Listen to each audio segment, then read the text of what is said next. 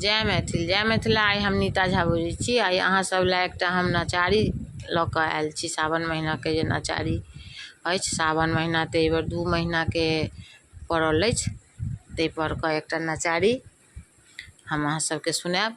ताहिसँ पहिले शिव गुरु के चर्चा सुनि लिअ। जय शिव गुरु। अहाँ हमर गुरु, हम अहाँ के शिष्य।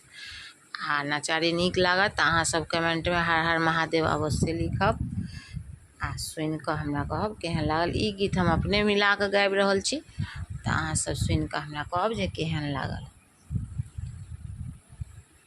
59 दिन के आयल सावन महीना, आयल सावन महीना, भक्त करैया जय जयकार, भक्त करैया जय जयकार।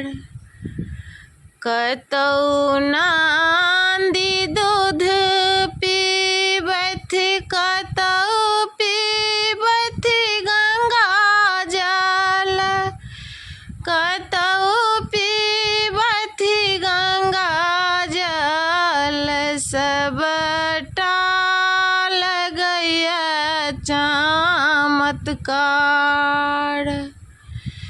सबटा लगैया चमत्कार।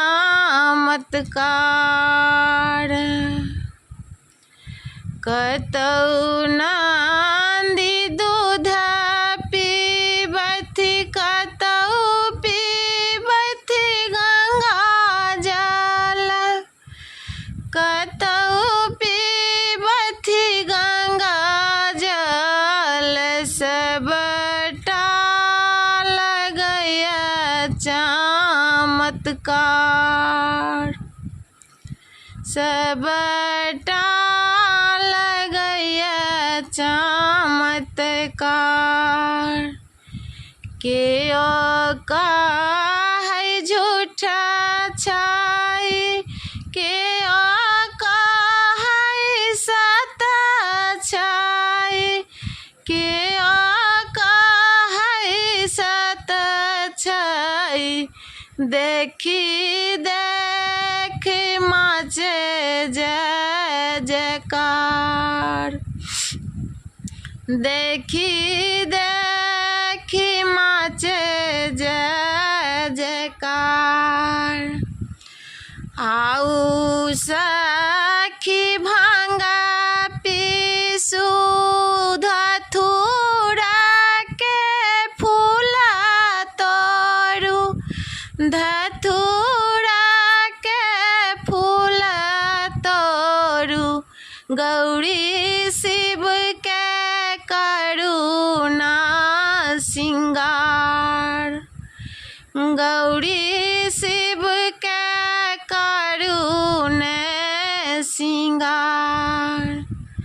बसहा चढ़ला शिव गौरी संगे बैसल, गौरी संगे बैसल, मृग छाल लागल ओहार।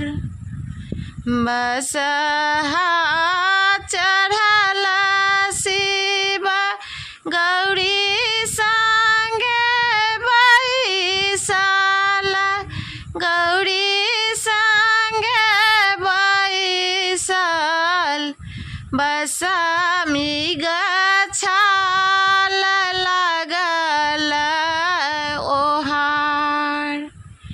कल जोड़ी बिनती करै छी हे बम भोला, करै छी हे बम भोला, भक्त के उतारू ना पार, भक्त के लगबू बेरा पार। नमस्कार।